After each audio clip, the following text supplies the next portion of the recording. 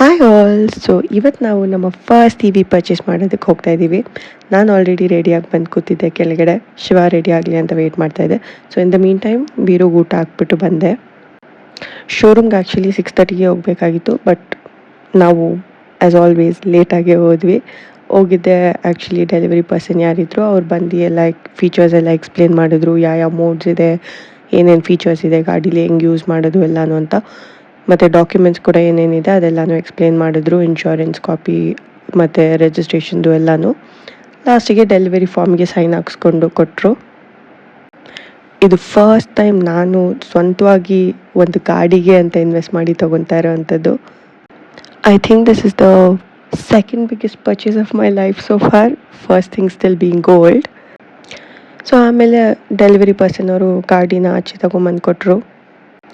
And by chance actually Shiva Z900 ನಾವು delivery ತೊಗೊಂಡಿದ್ದು ಕೂಡ ಮಂಡೇ ಆಗಿತ್ತು, ಆ್ಯಂಡ್ ಏತರ್ ಕೂಡ ಮಂಡೇನೇ ಆಗಿದೆ ಲಕ್ಕೀಲಿ. ಹೋಗ್ತಾ ನಾನು ಹಳೇದೊಂದು ಹೆಲ್ಮೆಟ್ ಹಾಕ್ಕೊಂಡು ಹೋಗಿದ್ದೆ ಇದ್ದಿದ್ದು ಮನೇಲಿ ಆಲ್ರೆಡಿ, ಬಟ್ ಏತರಲ್ಲಿ ಗಾಡಿ ಜೊತೆ ಹೆಲ್ಮೆಟ್ ಕೂಡ ಫ್ರೀಯಾಗಿ ಕೊಡ್ತಾರೆ. ಸೊ ಶಿವ ಬಂದುಬಿಟ್ಟು ಹೊಸ ಹೆಲ್ಮೆಟು ಹೊಸ ಗಾಡಿಗೆ ಹಾಕೋ ಪರವಾಗಿಲ್ಲ ಚೆನ್ನಾಗಿರುತ್ತೆ ಅಂದರು. ಸೊ ಸರಿ ಅಂದ್ಬಿಟ್ಟು ಅದನ್ನ ಹೊಸದಾಗಿ ಎಲ್ಲ ವ್ರ್ಯಾಪ್ ಏನಿತ್ತು ಅದೆಲ್ಲ ತೆಗೆದ್ಬಿಟ್ಟು ಹೊಸ ಹೆಲ್ಮೆಟೇ ಹಾಕ್ಕೊಂಡೆ. ಆ್ಯಕ್ಚುಲಾಗಿ ನನ್ನ ತಲೆ ಸ್ವಲ್ಪ ದಪ್ಪನೇ, ಬಟ್ ಹೆಂಗೋ ಫಿಟ್ ಆಯಿತು ಹೆಲ್ಮೆಟ್ಟು. ಒಂಚೂರ ಲಾಕ್ ಮಾಡ್ಕೊಳ್ಳೋದು ಕಷ್ಟ ಆಯಿತು, ಬಟ್ ಶಿವ ಹೆಲ್ಪ್ ಮಾಡಿದ್ರು, ಸೊ ಹಾಕ್ಕೊಂಡೆ. ಹೊಸ ಗಾಡಿ ನಾನು ಓಡಿಸ್ಕೊಂಬರ್ತಾಯಿದ್ರು ಕೂಡ Z900 ಫ್ಯಾನ್ ಬೇಸೇ ಬೇರೆ. ಸೊ ದಾರಿ ಉದ್ದಕ್ಕೂ ಲುಕ್ಸ್ ಕೊಡ್ತಾಯಿದ್ರು ಶಿವಾಗೆಲ್ಲರೂ. ಅವರು ನನ್ನ ಮುಂದೆ ಓಡಿಸ್ಕೊಂಡು ಹೋಗ್ತಾಯಿದ್ರೆ ಮಧ್ಯ ಅಲ್ಲಿ ಯಾರೋ ಸ್ಟಾಪ್ ಮಾಡಿ ಏನೋ ಕ್ವೆಶ್ಚನ್ಸು ಬೇರೆ ಕೇಳ್ತಾಯಿದ್ರು ಶಿವಾಗೆ.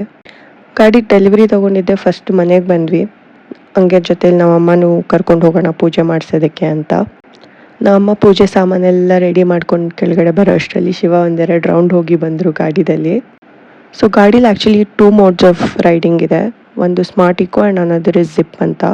ಸೊ ಈಕೋದಲ್ಲಿ ಎಕಾನಮಿ ಥರ ಲೈಕ್ 30-40 ಹೋಗ್ಬೋದು. ಜಿಪ್ ಮೋಡ್ ಇಸ್ ಲೈಕ್ ಸ್ವಲ್ಪ ಪವರ್ ಇಟ್ಕೊಂಡು ಓಡೋದು. ಸೊ ಎರಡರೂ ಶಿವ ಎಕ್ಸ್ಪ್ಲೋರ್ ಮಾಡಿದ್ರು.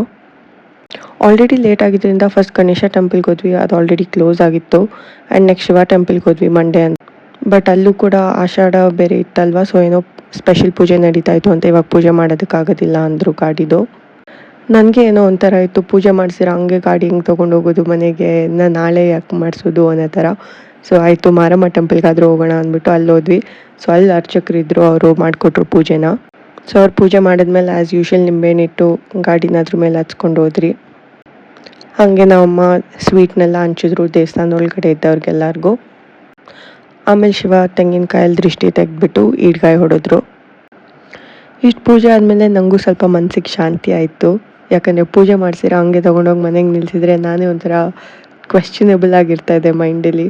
ಅಯ್ಯೋ ಏನೋ ಸರಿ ಹೋಗಲಿಲ್ವ ಇವತ್ತು ತೊಗೊಂಡಿದ್ದು, ಪೂಜೆ ಮಾಡ್ಸೋಕ್ಕಾಗಲಿಲ್ಲ, ಅದು ಇದು ಅಂತ ರಿಗ್ರೆಟ್ ಆಗೋಗಿರೋದು ನನಗೆ.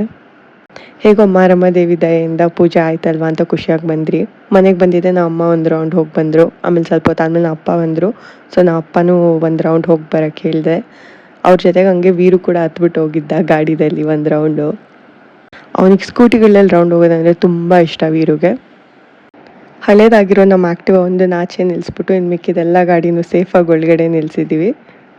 ಸೊ ಇದಾಗಿತ್ತು ಇವತ್ತಿನ ವ್ಲಾಗ್. ಮತ್ತೆ ಸಿಗೋಣ ನೆಕ್ಸ್ಟ್ ವ್ಲಾಗಲ್ಲಿ. ಅಲ್ಲಿವರೆಗೂ ಬಾಯ್.